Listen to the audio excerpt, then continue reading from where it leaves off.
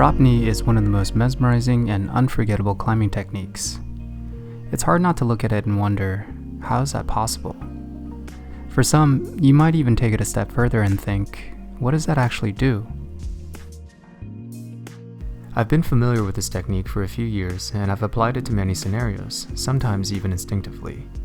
However, I was never completely sure why I would need to use a drop knee, or why it was so effective compared to other techniques for the same move. In this video, I'll go over the 3 main effects using a drop knee accomplishes.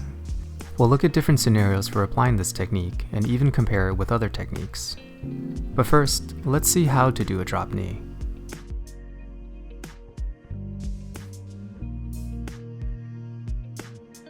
Performing a drop knee requires at least 3 points of contact. The feet form a normal to wide base, while the primary hand, the one on the hold while the other one moves, sits above and between the 2 points. All 3 points form an acute triangle. The leg that does the drop knee is on the same side as the hand that is moving to the next hold. Position the foot on the foothold and pivot with an internal rotation so that the toe and knee begin to point downward. The twisting of your leg should allow you to feel stable against the wall. The free hand can now move to the next hold statically.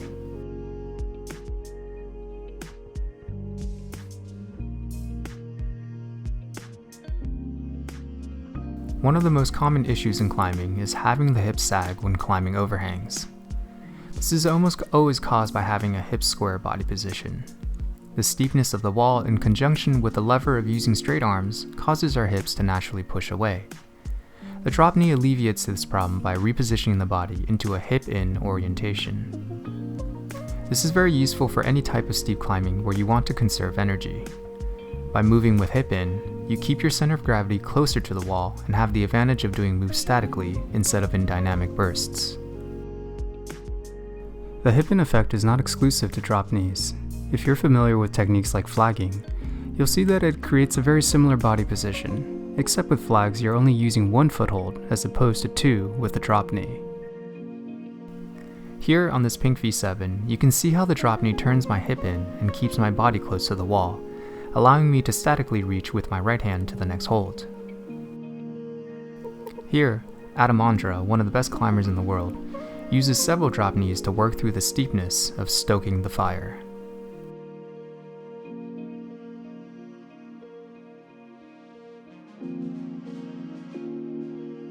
One of the more unique features of the drop knee is that it creates lateral force. By pivoting the toe of the drop knee inward, you convert some of the foot's pressure from downward to lateral. This is something you've likely experienced early on in your climbing when you instinctively used a backstep in your first dihedral. A backstep is the end position of a drop knee and is a very useful technique for creating an opposing lateral force while keeping your hip and body close to the wall. This lateral force can be extremely useful in situations when the downward force offered by a foothold is disadvantageous. In the case of climbing dihedrals, the footholds are located on opposing walls and are much more useful to gain leverage when you push laterally against them. This is very similar to the technique used when climbing chimneys. When you pair this lateral force with the hip-in effect, it creates an even greater sense of stability. Let's look at an example. On this orange V6, the wall is overhung and the footholds are slopers. I need to move my right hand to this crimp, but the reach is far enough to cause my body to swing, and there's no good downward purchase on either foothold. I can do the move with hips square, but it results in my right foot cutting loose.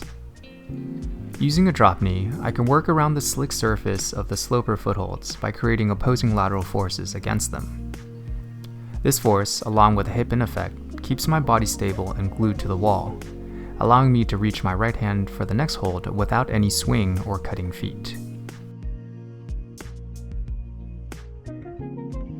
This third effect is something I came across from outside of climbing. I'm a pretty big fan of MMA and was listening to the Joe Rogan podcast with coach Firas Zahabi. This technique is called creating torque and was introduced to Firas by Kelly Starrett, author of the book Becoming a Supple Leopard. To put it simply, by adding a twisting motion, we tighten the leverage we have in an object. In the same way that torque can be applied on cloth, it can also be created against a climbing wall. If you look at the mechanics of a drop knee, it includes a distinct twisting motion of the foot, leg, and hip. When you apply this against a foothold, you will feel the twist lock your body into place. Along with the added benefits of hip-in and lateral force, the torque from a drop knee turns a loose body position into one that is tight and more secure. This twisting motion is also what creates the subtle distinction between a drop knee and a back step. Although a back step is the end position of a drop knee, the absence of the twist takes away any torque created against the wall.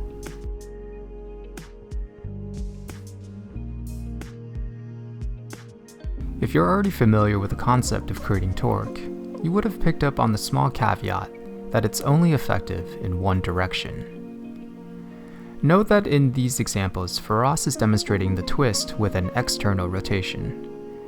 This is due to the anatomy of our connective tissue, which can only be tightened in one direction. Here's Firas explaining it using the ACL as an example.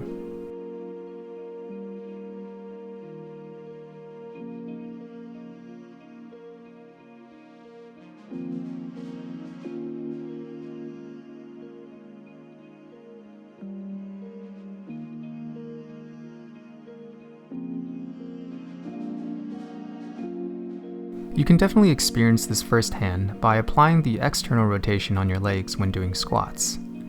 The torque keeps your ligaments tight and allows you to more fully utilize your muscles to do the work. So how does this apply to drop knees? Well, if you've noticed, drop knees involve an internal rotation of the leg, called the valgus effect, which goes against the external rotation that naturally tightens the knee ligaments. This means by doing a drop knee, you're actually loosening the connective tissue in your knee, which could cause potential injury. Of course, this is also dependent on a myriad of other factors, such as knee health, mobility, and amount of load put on the drop knee, so don't be discouraged about carefully experimenting with this technique.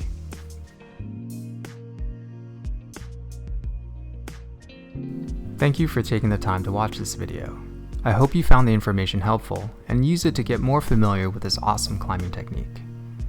Of course, a lot of this knowledge was gifted to me from other sources, so I want to give a lot of credit to Neil Gresham's Climbing Masterclass series, especially the drop knee episode, and Kelly Starrett and Firas Zahabi for introducing the concept of creating torque.